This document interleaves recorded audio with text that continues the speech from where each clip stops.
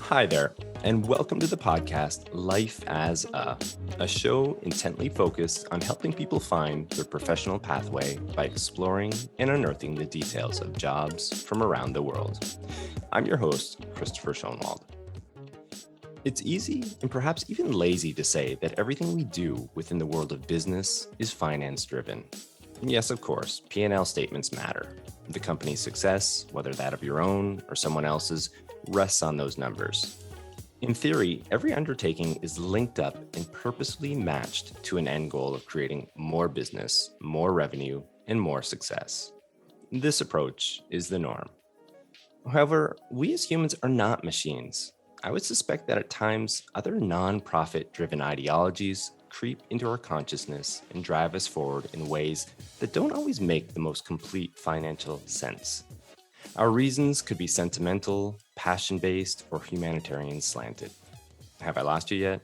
Would an example of this line of thinking help? Well, don't fret. I have the perfect guest lined up today, complete with a story which succinctly captures the essence of what I just described. Phil Smith is a realtor, restaurateur, and community developer located in sunny Crystal Beach, Ontario, Canada.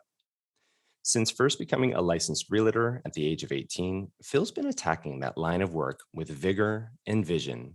So much so that he's been fortunate enough to become a leading realtor together with his business partner, Sarah Randall of Phil and Sarah Real Estate Team, who are consistently a top 2 or 3 pairing out of 1,500 realtors in the Niagara region. Phil's roots in the area run deep, having grown up in the picturesque small township of Fort Erie, Ontario, where a small lakeside village named Crystal Beach caught his attention and wonder many years ago. This lakeside community is perhaps best known for its past, with that being the famous Crystal Beach Amusement Park, which operated on the shores of Lake Erie for 100 years before closing in 1989. Once the symbol of the village of Crystal Beach, the park's closing took with it its hundreds of thousands of tourists from all across the province and south of the border, along with hundreds of jobs. Unfortunately, all of this ushered in significant community transformation, one would consider far from desirable. Most businesses in the village of Crystal Beach shuttered. Many homes and cottages, once full of families and market potential, became vacant and sadly decrepit. The vibrancy, along with the hustle and bustle, steadily vanished. Phil, however, despite witnessing all of this, never doubted that Crystal Beach was an amazing place to live. Resultantly, he's been devoting the better part of his personal and professional efforts towards revitalizing the beach. Never one to shy away from challenge, Phil began to endeavor in the promoting of the Crystal Beach area and even investing in it himself. In 2008, he opened the South Coast Cookhouse, a local restaurant and bar, and one of his symbols of a new era. In doing so and experiencing success with this business, he also arguably and unknowingly cemented his own pathway forward to reinvigorating the community one business at a time. And slowly over the years, and by way of his own experiences and funding from his own real estate business, he began accumulating long abandoned and derelict commercial buildings. Once acquired, the goal was simple: renovate and revitalize the village. When the opportunity arose to purchase the largest building in town, a former 38-unit, mixed-use, 100-year-old building in horrible repair that made absolutely no financial sense, Phil, once again, decided to throw caution to the wind and go for it. 5 years later, despite a lifetime of setbacks, shortages, a pandemic, and budget shortfalls, Derby Square, a once lively area near the beach and property of the aforementioned park, is bustling once again with an array of apartments, businesses, and soon to be launched boutique 7-unit hotel. All of this development has truly helped to invigorate the street, village, and community by way of bringing new life, energy, and even outside investment from afar. And it all started with visions of more for the community and more for the area. These accomplishments Phil has been part of have been built on determination, hard work, and a vision for what can be rather than what was. And with all that noted, Phil, it's an absolute pleasure to welcome you to the show today. Well, thank you so much for that warm welcome. After listening to that lead up, I'm feeling pretty good about myself right now. As you That's a should. I real, mean, a real confidence booster for sure. Thanks so much for that. yeah, well, as you should. I mean, yeah, it's like a highlight reel of all the things that you've been doing, and yeah, I'm really excited to get into it all and hear more about it. So, yeah, thanks for coming on. It's my pleasure. Like I said, I've listened to a number of your podcasts, and you've had a wide array of guests, and I sort of feel like well, one of these things does not belong, and it's probably me. But I'll do the best I can, and hopefully you have some listeners out there who get something from it, and I know I'm really going to enjoy it. So eager to get Oh started. yeah. Oh yeah. No, I think it'll be great. So why don't we get right into it, Phil? I've got the Okay. first segment, something called Coloring Wikipedia, and basically it's a segment where I just read off a definition of what the guest does. I like to do it for a couple of reasons. One, it brings everybody up to speed on what it is that you actually do, and also two, it offers kind of like nice jumping off point where you can kind of dive into, what it is exactly that you're involved with. So Okay. let me read that off for you. And I actually went with the definition of community development, if that's all right. Sound good? I like that. Yeah, that's All good. right. I like that. Okay. Let me read that off. And then within the context of what you do, I'll have some questions for you. So here goes community development. The United Nations defines community development as a process where community members come together to take collective action and generate solutions to common problems. It's a broad concept applied to the practices of civic leaders, activists, involved citizens, and professionals to improve various aspects of communities, typically aiming to build stronger and more resilient local communities. So there it is. Now, within the context of what you do, via your in Crystal Beach, via your real estate business and everything else, restaurant business, and all the rest, what would you say to that definition? Well, I think it sounds pretty good. I mean, I like the community aspect of things, and like when I think of community, I think of kind of like how everything fits together, right? And so a lot of times things that I do, don't like you alluded to in the intro, like don't make a lot of sense in the short term, like financially. But I think that it's like something that can benefit the community, and like ultimately, you just believe that if you can do enough of those things, that it's all going to start to come together. But I mean, it all is community. Like for me, living in this community and growing up in this community, it's you mentioned another word, passion, and it's kind of a passion project for me. But it all comes back to community. You gotta love the community you live in, and I do. Yeah. So I do have another question here within the segment. And in terms of, I guess, your workload, like what is a typical day, week, or month for you? I mean, you've got so many things going on between the real estate business, the community development side, you've got the bar, restaurant. Like, is there such a thing like a typical day, or is it just all so scattered? Well, the only thing that's typical about each day is that there's a lot of work to be done. But like, I guess that's part of, what makes it so enjoyable for me, anyways, is that it doesn't seem like work because I'm doing things that I like to do. But for me, like I'd rather have, each day have 10 or 15 things that I got to get done that are all different. And it just allows things to be interesting and different. And there's no real, every day is different. And sometimes I wake up in the morning, I feel like, okay, today I'm going to be doing this. And then within a couple hours, you're doing something completely different. And that's sometimes that's good and sometimes that's bad. But I guess the only consistency, throughout each day is that there is a lot of work to be done Mm, and a lot of things that pop up. And but honestly, Chris, like I really enjoy that. I think that's probably one advantage that I have is all these things that I've sort of got myself involved with are things that I at the end of the day don't really seem like work. Like there's that saying like if you do something that you love, you'll never work a day in your life, right? yeah. So it's a lot of work, it's a lot of time, but it's also things I really feel passionate about. And so it's just kind of balancing and just kind of head down and try to get everything done you possibly can. Yeah, So I hear you. I hear you. And I think there's a lot of, value in that as well. I mean, it keeps everything fresh. You're using different parts of your brain, you're analyzing things in different ways, and then you're involving yourself in different ways. And also not only that, like the types of people that you're interacting with are going to be different too. And yeah, I would think that it keeps everything fresh and keeps you charged in ways and on your toes, certainly, obviously. yeah, it So can be invigorating, in all the different jobs and stuff, you run across people that can give you energy and give you insight, and there's good days and there's bad days, but at the end of the day, like it's just trying to keep making progress and do a good job at all these things that I'm involved with, and and know that tomorrow's another day and you can wake up yeah. early and start over and do it again. Yeah, that's right. That's right. And again, probably like you wake up, well, what am I going to be doing today? It's going to be a little bit different than the day before. And yeah, I mean, that must be quite rewarding. Yeah, All right. I guess we alluded to this before we started recording, that like waking up in the morning implies that you were sleeping. But I think that one of my struggles has always been, it's difficult to sleep because your mind's just racing about, It's going. Yeah. not only things that you wanted to get done that day, but the things that you have to get done the next day. And so it's, I guess sleeping can be something that is a little bit of a struggle sometimes. But sometimes people will say to me like, "Oh, like how do you find time in the day for all this stuff?" And I said, "Well, ever since I gave up sleeping, there's like 4 or 5 hours every night that I was just wasting sleeping. But now that I've given up that habit, I find I'm a That lot more bad habit. productive." Yeah. So I was Wasteful able to keep habit. that habit, yeah. Yeah. But Yeah.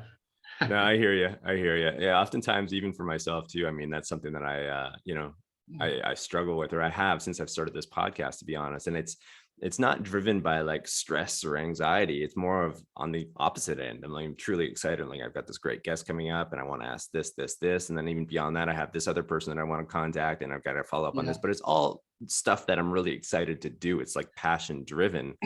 You, But you know the what's wild? byproduct of Like, it sometimes is it just amps me up too much that I'll wake up at 3 a.m. and I just can't get back to sleep, and it's just like, yeah, it's that, so I hear there'll you. be days like for me as well. Like there'll be days when there's something big scheduled to happen. All these different contractors are showing up, and all these trades are showing up, and I tell my fiance, I'm like, oh my God, I gotta get up early tomorrow morning at 6. And she's like, oh, that sort of sucks. I'm like, no, I'm excited. I'm Yeah. excited to get up at 6. Ready to It's go. almost like when you're doing what you love and you got different things on the go, like every day is kind of like almost like a Christmas morning, almost like you're excited to get up and get at it. Like it's not Yeah. even like, oh my word, the alarm clock went off, I gotta get up. Like I'm already awake. Like I'm excited to get at it, Yeah. more often than Yeah. not. So I it's think fun. I think there's one of the first gems of this conversation is just that. I mean, you know, in order to succeed, I think, and do what you're doing, or in any line of work, you have to start there. Yeah. You have to have that from within, that fire, that drive. And sometimes it's hard to get it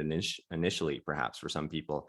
But if you can uncover it, it can propel you forward in so many different ways. And I would say that probably, just listening to you in these first few minutes is certainly one of the elements that's been driving a lot of your success, I would say. At least Yeah. that's the impression that I'm getting. I have this saying, or this sort of theory, and I call it realtor's guilt because that's my principal job, or always has been. But I think it could be considered to be like small business owner guilt or any sort of salesman guilt. Is that, as you alluded to in the entry, like my partner and Sarah and I have had the good fortune of, you know, being having some really good sales numbers and having done it for a long time, and so we're one of the top teams in our area.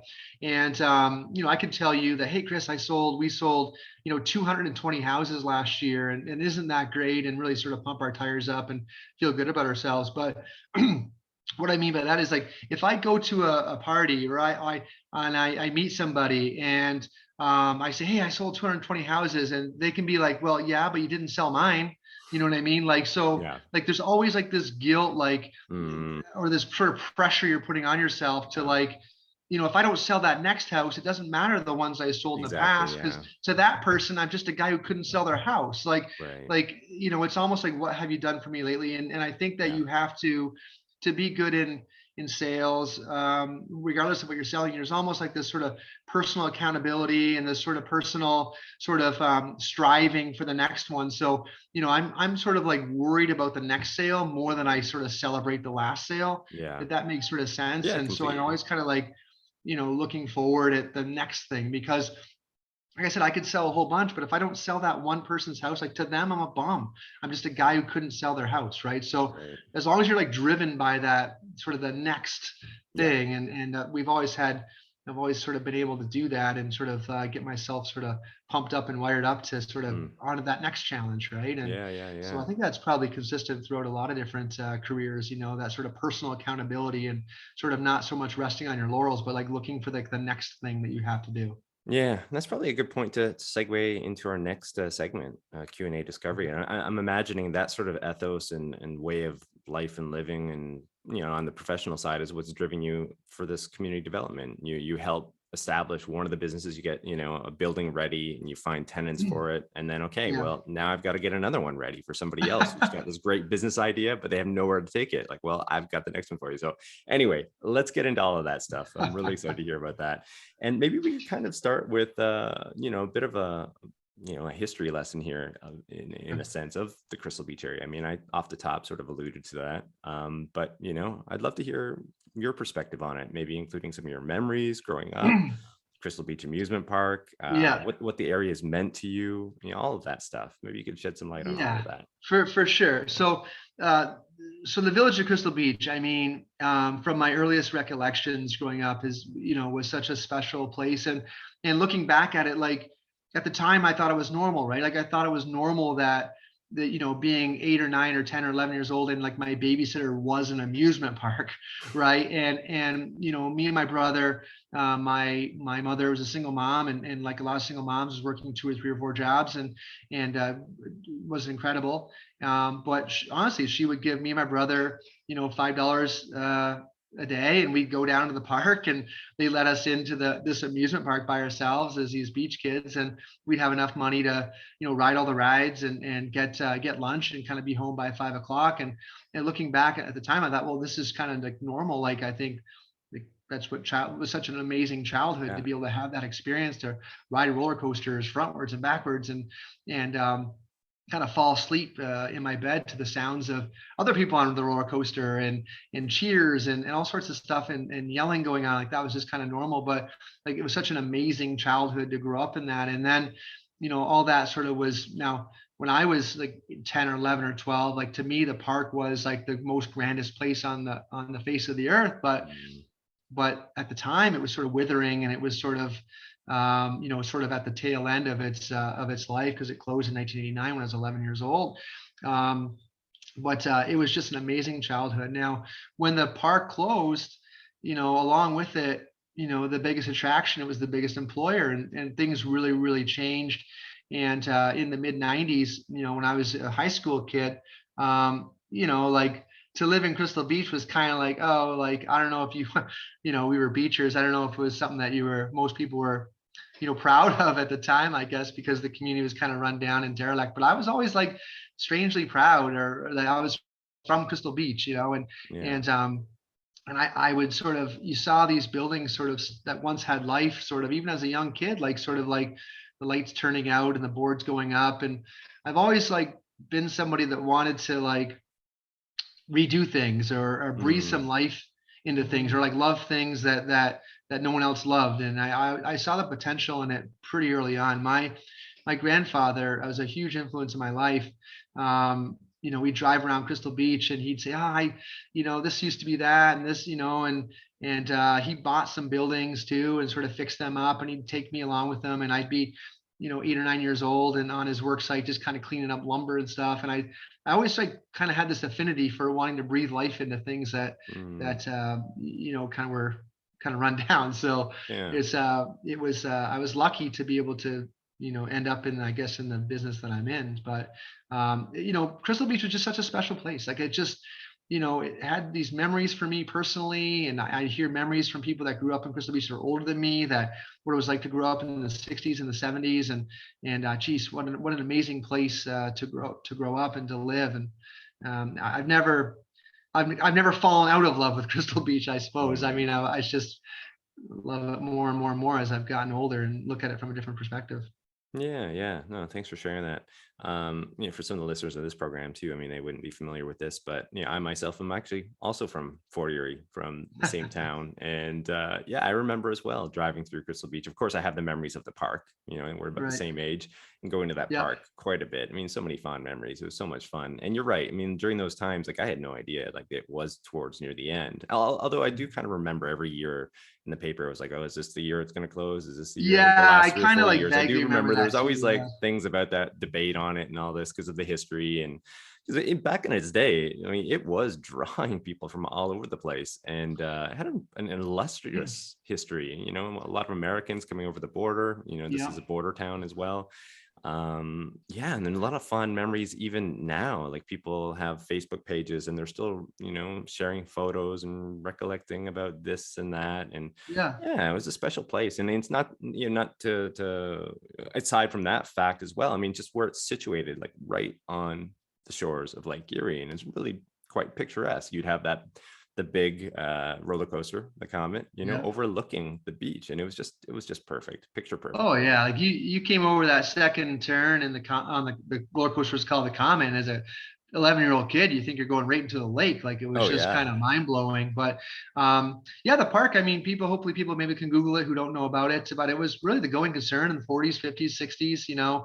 It was that was kind of the it's golden the place to era. be. It drew people from all over Western New York and Southern Ontario and all around the world. And it wouldn't be uncommon for there to be 100,000 people attend that park in a long weekend. Little old Crystal Beach is 100,000 people here, and all Crazy, the right? opportunities that those people brought. So it was really kind of the going concern. And then, got to be like the 80s and the 90s, and one of the drawbacks of Crystal Beach is it wasn't very big. Like the park wasn't very big. I think it might have been like 40 acres or something like Yeah. that.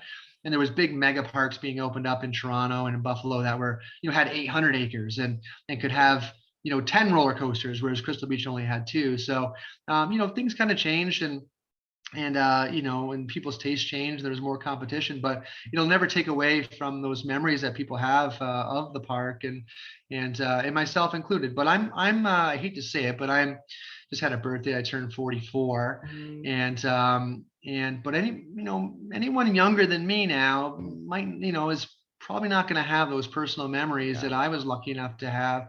So it's kind of like those personal memories. The older we get, there's fewer people that have those connections to Crystal Beach. So for me and the stuff that I've been doing with development and trying to do with development is less about like being stuck in the past.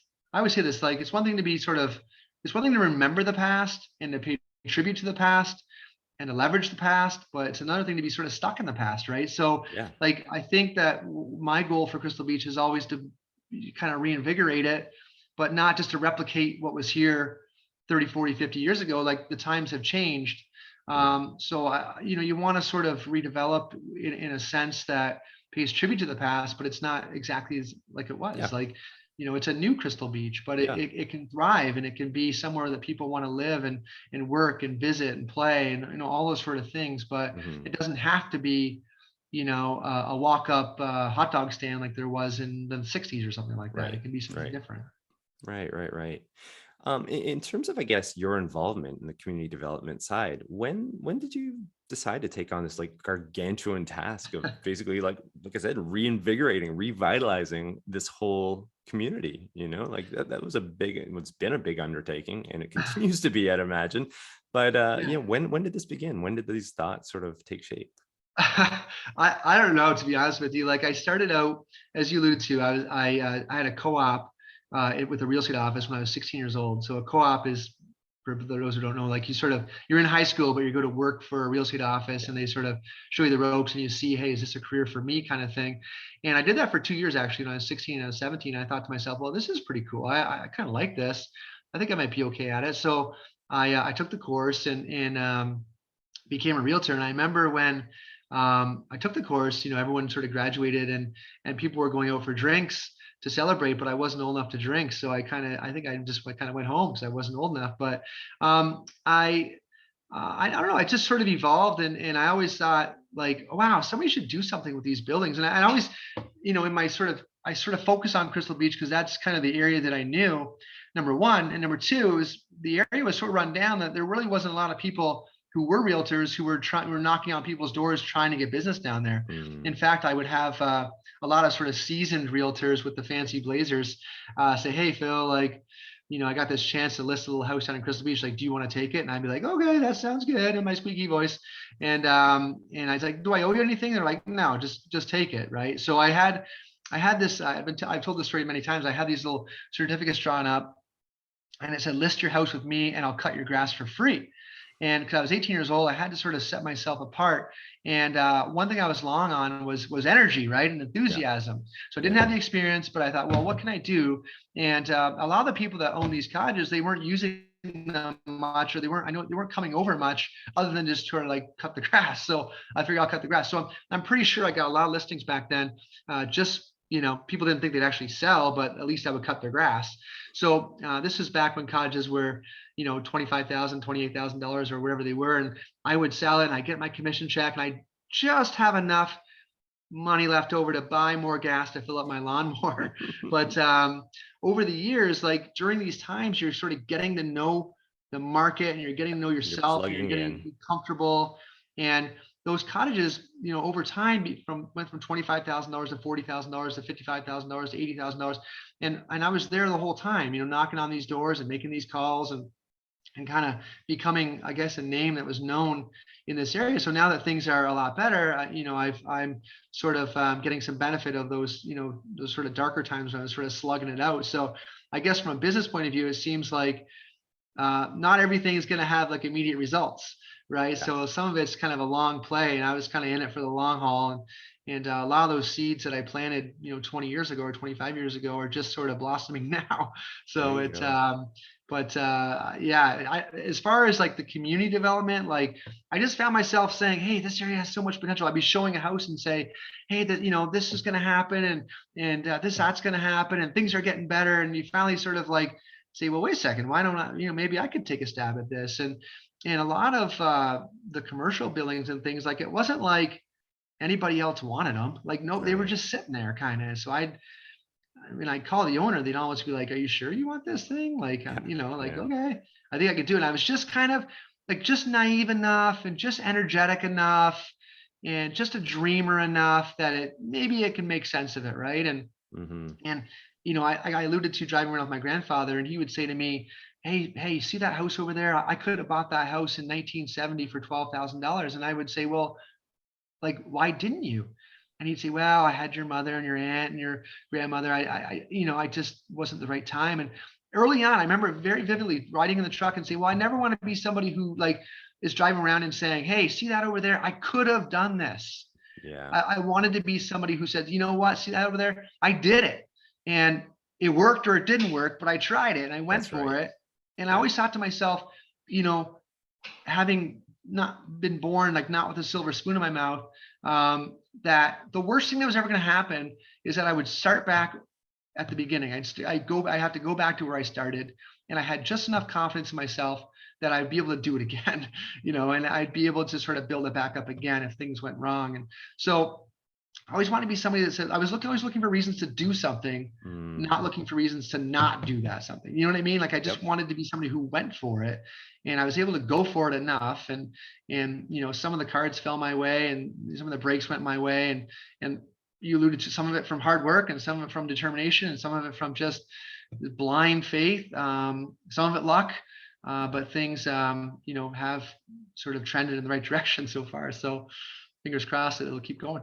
Yeah. Oh, there's the second gem of this conversation, I would say.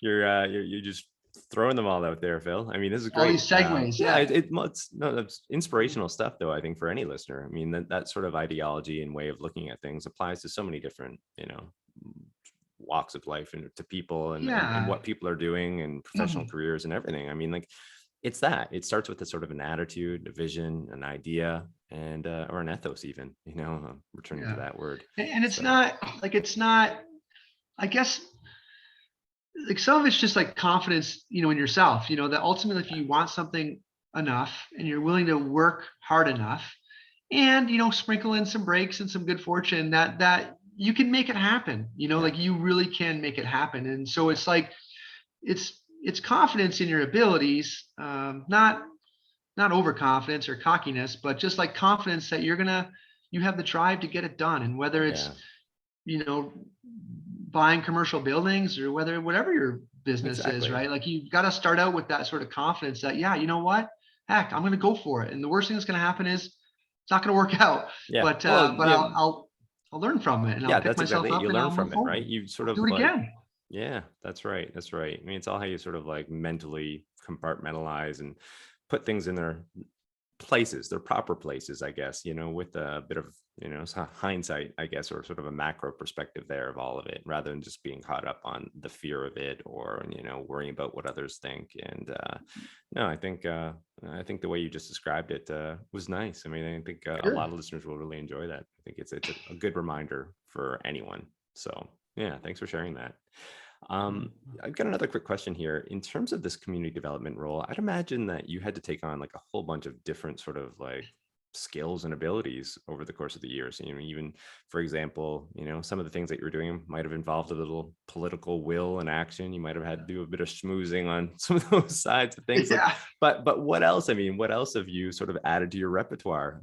As far as like skills and abilities over the course of, I don't know, these last 10, 15 Well, years. like I'm like there's different type of learners, right, out there. Like everyone sort of learns differently, and some people, go to university and learn that way. I was more like just jump in and sort of try to figure it out. Mentioned I opened up a restaurant in 2008, and I remember the guy that was helping me financially. We had done a couple of smaller things together, some houses, some buying and selling, and we're in this burnt out building and that was a restaurant because it had a fire. And he's like, "Have you ever worked in a restaurant before?" I said, "No." And he said, "Well, have do you know anything about restaurants at all?" I said, "No, I really don't." And he said, "Well, do you really think you can do this?" And I said, "Well, my mom thinks I can." And that's the truth. My mom thought I could. She's like, "You could do this." That's awesome. So I'm like, he's like, "Well, all right." And I said, "Well, I really think I can get it done." So like, learning how to open up a restaurant, learning how to run a restaurant. That was all sort of stuff that was sort of on the fly. But Mhm. whether it's that business or whether it's like you said, working, through different bureaucratic processes that Yeah. no matter where you're listening to this podcast from, and no matter what job you're in, if you're trying to get things done, chances are you have to deal with some bureaucracy. Um, how to deal with that. Like there's a lot of similarities in all those things, like starting a business and dealing with different bureaucrats and dealing with different challenges. Like a lot Yeah. of the stuff that you have to do is similar, right? Like it's just kind of knowing how to work with people, knowing how to give and take, knowing how to ultimately, no matter what business I'm in, or anybody's in, like it's like dealing with personalities and dealing with people. So I really feel like the maybe the best skill that I've learned is how to deal with people, how Mm. to manage expectations, how to, achieve a goal, how to advance something that you want to do, and get other people on board, right? So I think that's probably the thing that I've learned the most is how to deal with people, how to give and take, how to sort of move what I want to do along at the same time as doing it in such a way that it achieves their goals too, the Yeah. people that Yeah. have the ability to affect change as well. So, yeah, I guess that's the number one skill. I mean, there's a whole bunch of like business things that, geez, I still think I'm kind of a novice at, but there's always, you Always something. can't stop learning. You know what I mean? Like there's always, I guess when you think that, oh, I learned everything there is, like that's kind of a huge mistake probably, always things you can learn from everybody. So, I learn something new every day. So whether I set out to learn it or not, Yeah. someone's going to teach Yeah. I hear you loud and clear on that one. I think I saw not too long ago, maybe you posting something about your sudden, I don't know, maybe interest isn't the right word, but out of necessity, perhaps your skills related to Pinterest and designing. Oh, right. Yeah, no, it's like we could talk about the hotel for it sort of dovetails a little bit with this, but yeah, like um I am not an architect. I'm not a designer. I'm not a hotelier. I'm not a restaurateur, other than the fact I own a restaurant. But I had this sort of idea that I'd make this boutique hotel. And each room would be a different theme. And I guess some people, and maybe a, a, a quote unquote like real developer would hire or a consultant or somebody to sort of help this vision sort of come to life. But Yeah. I don't have that luxury. I gotta be kind of down in the trenches and do it kind of grassroots. So yeah, I've become become quite adept at Pinterest and Etsy and eBay and Facebook Marketplace and all these sort of sites that have this sort of wild vision of what could be in one of these hotel rooms, and you sort of search it out and find it Mm, out and sort of put it all together. And it's funny, like um, we're the hotel is coming down to the home stretch now. We're hopefully be open in a month or so, but we're like installing like doorknobs that I bought 2 years ago that I just really? sort of had this vision of this is what it's going to be. And now it's kind of like this wild sort of realization that all these things that you've been sort of laying awake and dreaming about are actually kind of coming to reality a little bit. But Yeah. yeah, if anybody needs any tips on Etsy or Pinterest, let me know. Maybe I can help out. There you I don't go. have, There I don't you know if I can go. think of a business card or Yeah, not, yeah, but yeah. Cool. um, Well, another question here, and this is kind of connected to the community development, but then also to the real estate business. In the last little while, I mean, the whole Niagara region, right, extending right up towards Toronto, has been a bit of yeah, a boom for the housing market. I'd be right. curious to know how those market dynamics have really affected things in terms of Crystal Beach and its own development. Yeah, it's impacted things quite a bit. I mean, uh, like the village of Crystal Beach is a lakeside sort of community, kind of almost about 90 minutes away from Toronto, and Toronto is obviously one of the bigger cities in the world. So what's happening is you're getting a lot of people that are looking to give up that sort of hustle and bustle of the big city and sort of move their way down to sort of a slower pace, right? And Yeah. the nice thing about Crystal Beach is it's very bikeable, very social, very walkable. It's a lot of people want to end up in a community like this, and obviously it's right by the sandy shores. Like honestly, like the beach. This. You've had Yeah. your toes in that sand. South facing, sandy beach, sandy bottom. It's a beautiful place to live. So we're getting a lot of people that are young active retirees coming this way from the GTA.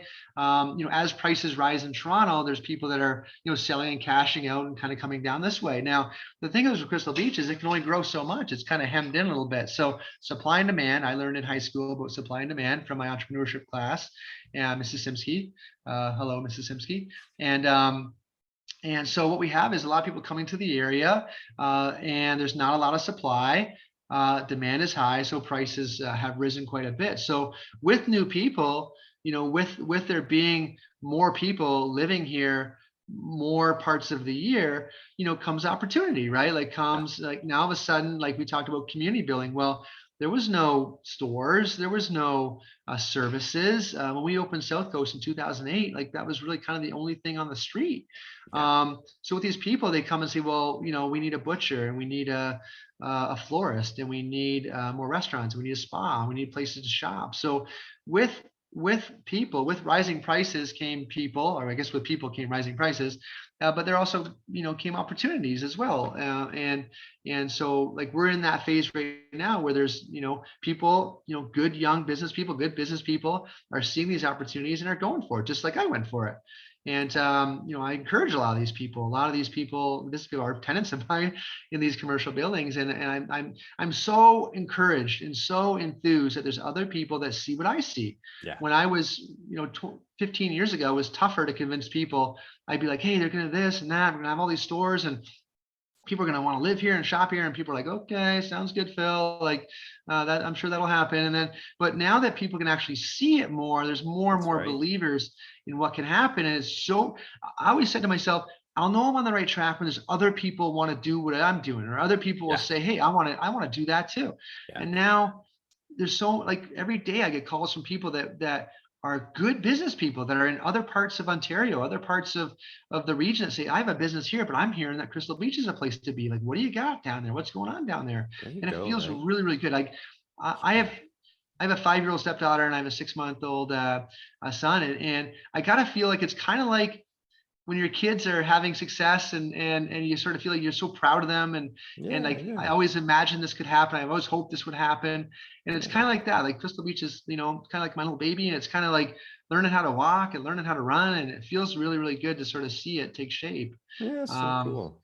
It's so I know such a we talked about earlier about getting off in tangents. So I think I might have gotten off on a tangent there. No, So that's a great every tangent to once in a get while, you off have on. to recalibrate me back to the center, and I'll get No, refocused. no, no. These are all great tangents to be going down. I mean, it's so Okay, fun. It's okay. almost kind of like when you're just describing that last thing. It's like a snowball. It just starts at the top of the hill and it's just gaining momentum. It's Yeah, growing, and you're getting these more businesses coming on board. And then, potential businesses are looking at the area and like, well, this is here. This is here. Well, I yeah. could fit in now too. And then it just starts to build. And it seems to be, like you said, I mean, that metaphor that you used as a child, sort of, growing, learning to walk. I mean, it's well on its way, and it's catching people's attention. And quite frankly, it was one of the biggest reasons too. Like, I really wanted to explore all this because I've been watching it from afar. I've been away from Fort Erie for, geez, almost 20 years now.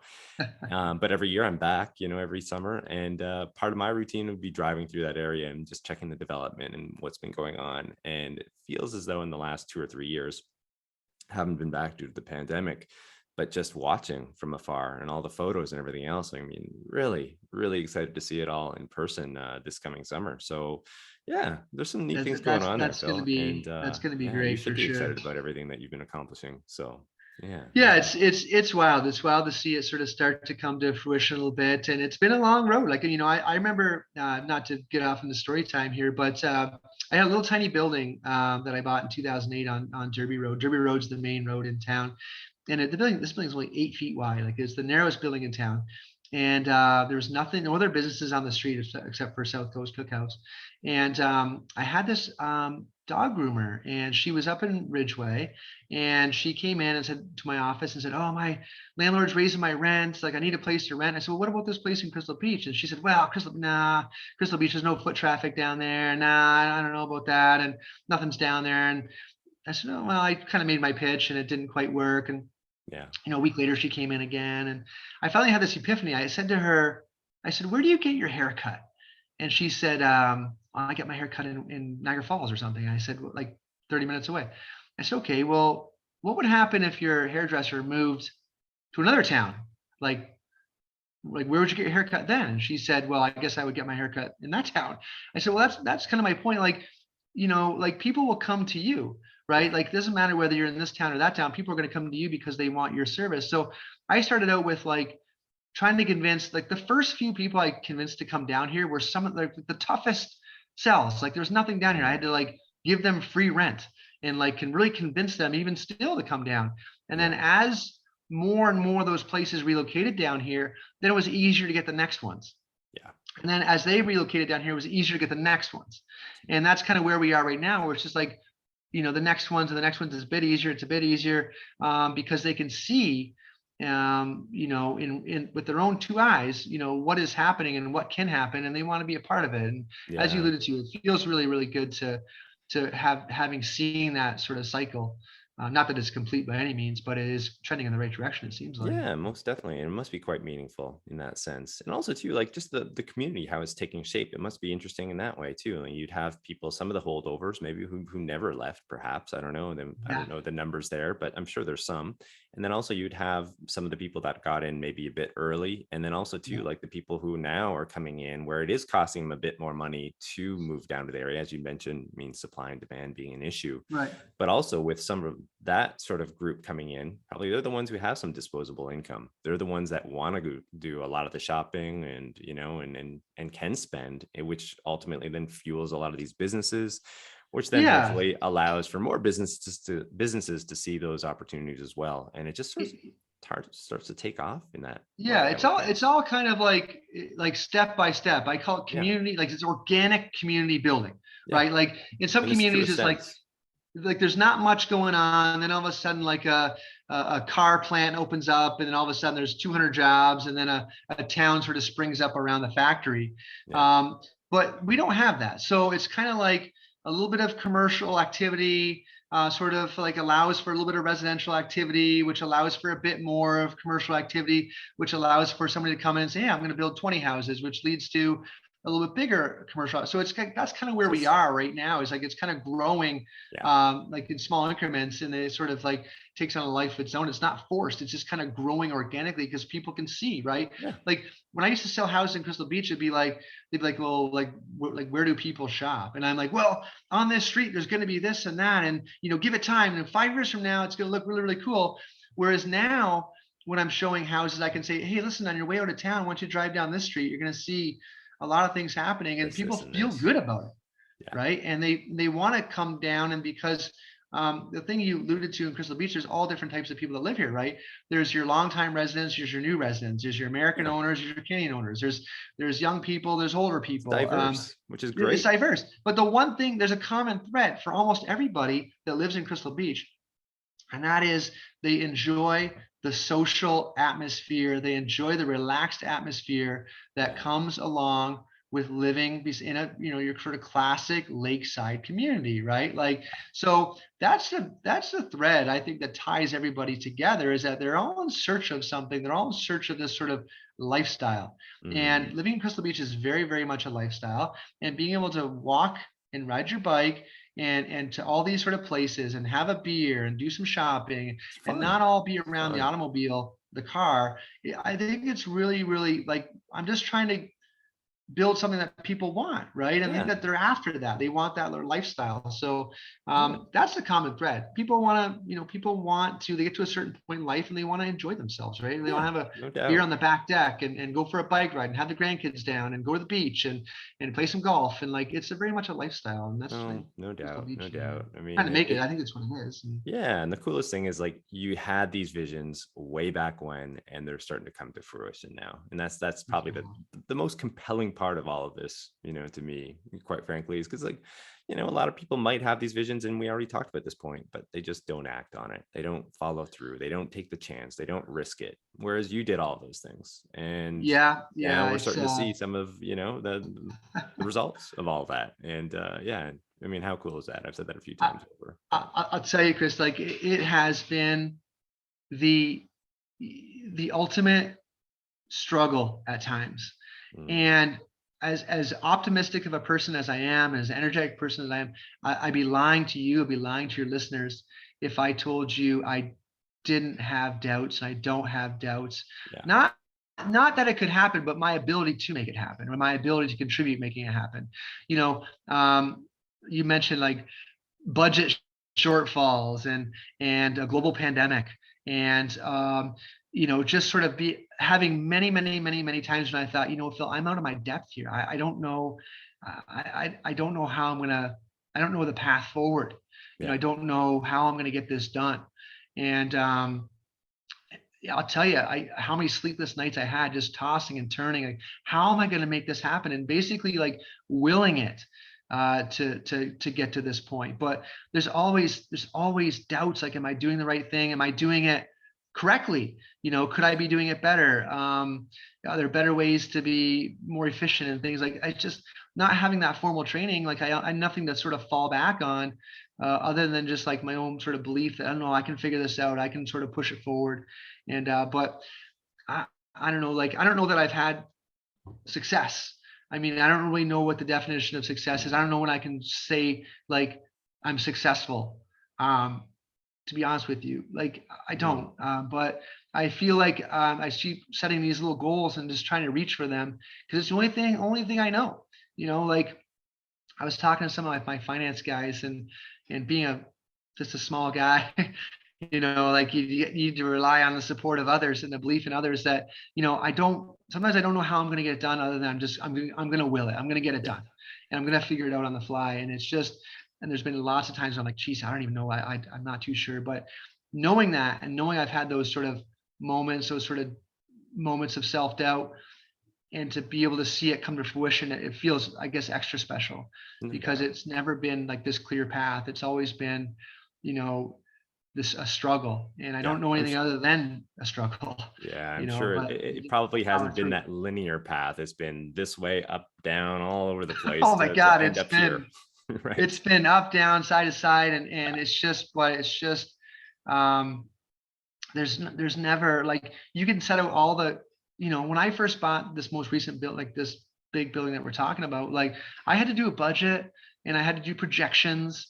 And I was funny. I was doing something the other day, and I pulled up those projections from 2017, and it's just ridiculous. Like it's not even close to what was actually the case. Yeah.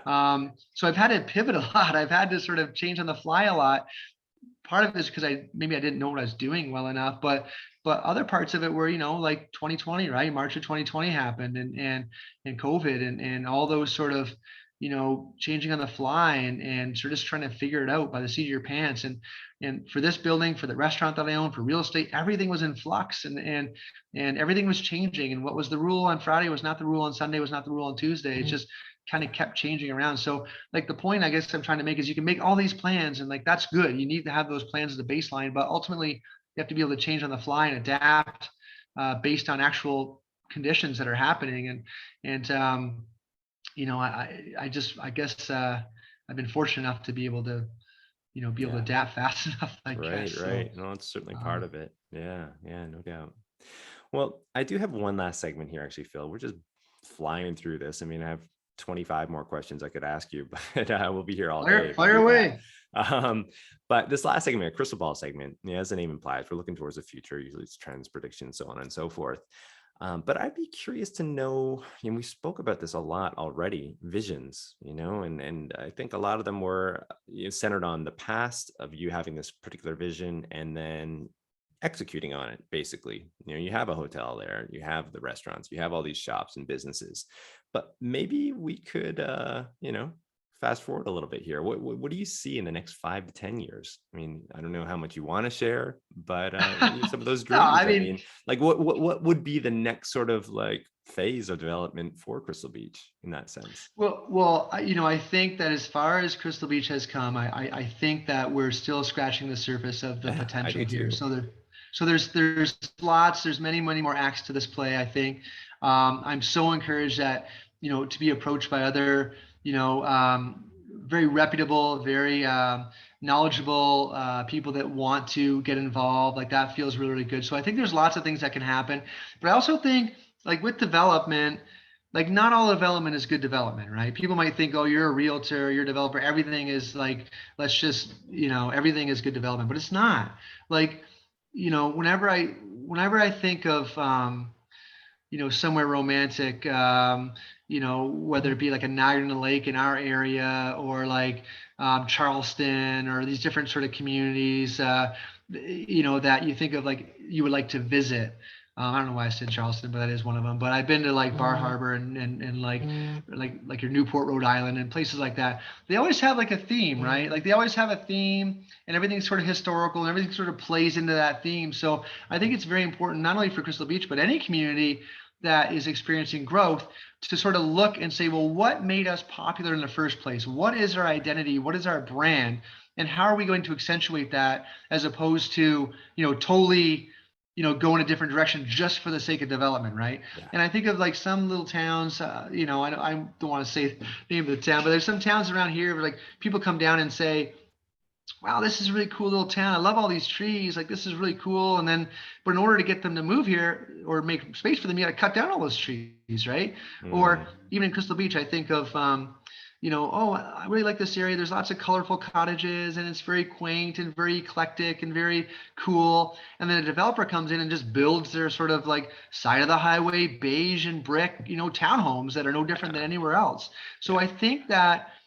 I think a big part of moving forward, and maximizing what Crystal Beach can be, or what any community can be for anybody out there listening, is like identifying what makes you popular what makes you attractive in the first place, and what sort of developments are going to fit into that. What kind of developments are going to Protecting accentuate it. that, Yeah. right? Protecting And it just in sort of essence, like, right? so it could be the style of homes, it could be the colors, it could be a historical aspect, it could be any of those things. Like, but like any community is going to change, and don't be afraid of change. But how does that change fit in with what made you attractive in the Yeah. first place? So I don't want Crystal Beach to become just a beige stucco. I hate stucco, by the way. Brick, side of the highway, just generic town, right? Full of What's going to make it townhouses and yeah. right. It's going to be it's going to be, wow, like something about this area is different for people that want to live here, for people that visit here. Like, wow, it's cool, it's colorful, it's different. You don't see this everywhere else. Like, it's just sort of like a lot of developers just want to come in, and I've had lots of meetings with developers. They'll say, like, I'm like, well, like, what's your plan? They're like, well, I'm going to build these, townhomes that are big. I'm like, that's not going to work here. That's like not why people want to move Yeah. here. They want to move here to escape those That. things, not in Exactly. seeking, not in search of those things. So if I can advance, or Crystal Beach can be advanced to the point where this idea, this look and this brand can be, Brand, taken to a essentially. Yeah. certain point, then developers or people will say, hey, listen, I want to build on this. I don't want to do anything that's going to be I swimming want to upstream add from to this. I it. want to build on, I want to add to it. Yeah. And I think that's where we've had some success in the last few years, is you're getting a lot of people, whether they're business owners or people like me, pulling in the same direction. And Mhm. as soon as you can sort of get people pulling in the same direction, man, oh man, like That's where the uh, momentum starts to take over. momentum, Yeah. and then you attract fresh ideas and you attract energy, and just like you said, the ball starts rolling downhill in the right direction, and that's when you start to see this change happen before your eyes. But I think for anybody, like, identify what makes your area special and how can you accentuate that, and then how can you get the word out, and if you can make your community different and unique, like, there's value in that. There's Yeah. value in that, and I For think sure. that that's what I'm trying to do here, and other people are as well. So it's I guess that would be my crystal ball. I see Crystal Beach continuing to evolve, continuing to have unique identity and a unique brand, but at the same time, taking some more areas that could use some improvement, and getting more people to sort of live here on a year-round basis and different types of housing. But ultimately, I want to have a community that is unique unto itself, Yeah. that is colorful, that is friendly, that is social. I want to have a community where the type of community where you can park your car and on a Friday after. This is a two-part. Number one, park your car on a Friday and not move it again until Monday, because you're able to Nice. walk around and bike around, Yeah. and Yeah. everything you Yeah. need is within a bike walk. And then the second part would be like just forgetting that Friday and that Monday, where you can just kind of, like, it's always like that. Like, there are opportunities to work. There's opportunities to dine and to shop, all within, a walk or a bike ride from your front door. And I think that that's the way communities used to be back in Yeah. the day. And I think that's we can circle back to that. I think there's a Yeah. lot of benefits to having a community like that. And that's kind of what No. that's my crystal ball. That's kind of where I Yeah. see things going. Yeah. I mean, I it don't, sounds I don't see, sorry. also idyllic. It sounds also idyllic, and just, yeah. I mean, there's no reason why communities can't be shaped that way anymore. I think, like you Right. said, people are longing for this. They want this. Like, who wants to live in these same townhouses? They're all the same color. They're all the same. And, like, they're Yeah. just like, there's no personality. There's no feeling behind any of that stuff. And It's people just a recognize that, it's and just a they side of the notice it. highway generic town. I've had Yeah. developers say to me, Yeah. well, will they sell? I'm like, yeah, because it's the only thing that's being That's offered. right. I think most people would say, well, I'd rather not have that, but Yeah. that's all there was, right? Yeah. But yeah, you know what?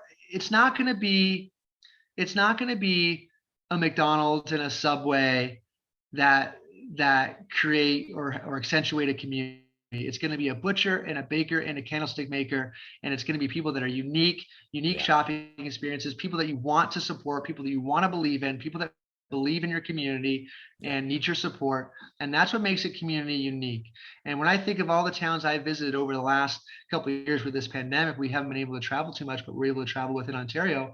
Like different little places, Huntsville and Fergus and Fenland Falls and all these sort of like little towns. I don't think of like the franchises on the outskirts of town No. in the shopping plazas and stuff. I think of a little downtown where there's like these little eclectic little shops. Like, that's what I think of when I think of a Personality. town. And that's what I want people to think of when I think of Crystal Beach. It's not like, oh, you can get a $5 foot long, but you can go to, this, Comet Subs, which just opened up, and you're going to get to know the owner, and they're going to get to know you. And Yeah. it's going to be a couple bucks more, but it's going to be so good and fresh and the whole bit. Like, that's what's going to move the needle, not just a one-off sort of cannibal type franchise that's going to come to town. So that's my crystal ball. Is I think there's lots of room for growth. There's lots of positivity. There's lots of energy. We're heading in the right direction. I'm excited to see what the future holds. I'm excited that maybe I can play a small role in it. But I'm also excited that other people will come along and who have maybe greater abilities than me and can sort of move the needle a bit further and a bit faster than I've been able to. Is just kind of a one-man band, just sort of fumbling around in the dark, trying to figure it out because I have this sort of vision and this sort of belief. Yeah. Well, on that note, Phil, I mean, yeah, it's also exciting, and no doubt. I mean, I think you're well on your way to achieving all of this and so much more. So much more. That's truly what is so exciting about all of this. Is I think people see the vision now. Obviously, they do, and I think everyone's kind of curious about what's going to be coming next. And I really liked your answer about preserving a lot of this, because that is a key part. You wouldn't want to lose what's been built and part of that personality, but Yeah, having that vision and recognizing that right away, I think it stands a very good chance of keeping things going in the yeah. right way. I, So I think that's yeah. one of the most important things. Sorry, I hope I'm not cutting you off there, but one of the most important things we talked about this before is paying tribute to the past, but not being stuck in the past, right? So, as any community is going to sort of change and grow, it's going to, there's going to be some changes, and it's important to remember the past, but not also, just do everything that used to be done. You know what I mean? Like you got to sort of reinvent yourself Yeah. and pay tribute to the past, but not be stuck in the past. And I think that's a very important thing that I try not to be stuck in the past. Yeah. Um, Yeah. Well, as good as again, my memories were or are. yeah, I really appreciate all the time that you've taken today to share your story with listeners. And I think people from the area are really going to like it. And I think people from afar as well are going to enjoy this story. They might strike a chord with their own townships or people or places that they grew up in. And hopefully as well, it might entice them to come down and check out Crystal Beach at some point. Well, we can definitely Yeah. help them with that, right? With the new Hotel Philco that's going to be opening up, a 7 unit. I hate to plug here, but I mean, I think I'm Yeah. allowed Yeah. to Go plug. If for it. not, you can just edit this right out in post. No, no, But no. yeah, I hope to open up the hotel in a month or so. It's going to be a really cool spot. It's kind of a boutique virtual type hotel that's all automated, and there's 7 different themes. And I think it's going to be able to have introduce Crystal Beach to a whole new set of people, right? People that would be wanting to vacation here for a day or two, which in the past we haven't been able to accommodate those folks, but who can then, hopefully people that come for a day will in the future stay for a week, and people that stay for a week will stay for a month, and people that stay for a month will stay for a year, and so on and so forth. And There we the go. more people we can introduce to all the great things that are in our area, in our village, in our town, in our region, I think it will just lead to a lot of great things, some of which I'm excited for the unknown, I suppose. Yeah, no doubt. Where can listeners find out more about you and your businesses, Phil? For real estate, we have philandsarah.ca. That's our home base for the real estate with my partner and our team. But there's a Hotel Philco Instagram. There's a Hotel Philco Facebook. There's a South Coast Cookhouse Instagram and Facebook. So we try to have a pretty good presence online. That's how a lot of marketing gets done nowadays, and obviously is pretty cost effective as well. But if you want to follow along with the development of the hotel, that's where it is. It's very, very grassroots, and watch me fumble my way through opening a hotel. Real quickly, I saw a movie. I was on my way somewhere before the pandemic, and I think it was called The Most Amazing Marigold Hotel, or Oh, the most yeah, yeah. amazing. It You rings a heard bell. that Yeah. that Yeah, Yeah. so it's about a guy who inherited a hotel, and he wants to turn it into like this resort or reopen the hotel, and everything that he does just goes wrong, and it doesn't quite work out, and nothing kind of works out. And he kept saying this sort of same phrase that he had, and he basically said, "Everything will work out in the end, and if it hasn't worked out yet, it's not the end." And geez, that really resonated with me. In fact, I don't know if you Mm. can see it, but I have it tattooed on my arm here. Oh, wow. Yeah, I'd say And that resonated. it's just a reminder that I really believe everything will work if you believe in it enough and you're willing to work for it. Everything will work out in the end. And Yeah. if there's moments when it hasn't worked out yet, well, maybe it's not the end. Maybe it's just part of the journey. We'll be able to look back and say, "Wow, that was a tough time, but it really forced me to sort of pull up my socks and roll up my sleeves and get down to business." So if it hasn't worked out yet, it doesn't mean it's not going to work out. So that because it was a hotel, and that's what I was doing at the time, I thought, "Well, this is like speaking to me." So Yeah. um, I always remember that saying. I just wanted to sort of share that maybe Yeah, people remember that if they're going through some times and things aren't going quite according to plan, well, that's okay because nothing ever goes according to plan. But how do that's you right. adapt and how do you overcome? And how are you going to maintain that goal of yours and get to the finish line? And I hope there's a finish line in sight for me. I don't know when it'll ever be, but I'll just keep searching for it, running towards it, and hopefully one day I'll get there. All right. Well, I think on that note, maybe we can close this out.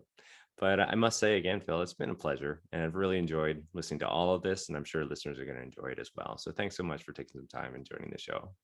It is absolutely my pleasure. Thank you so much for asking me to be on it, and I hope I did you proud. I hope I carried myself well enough, and I hope your listeners enjoy the podcast.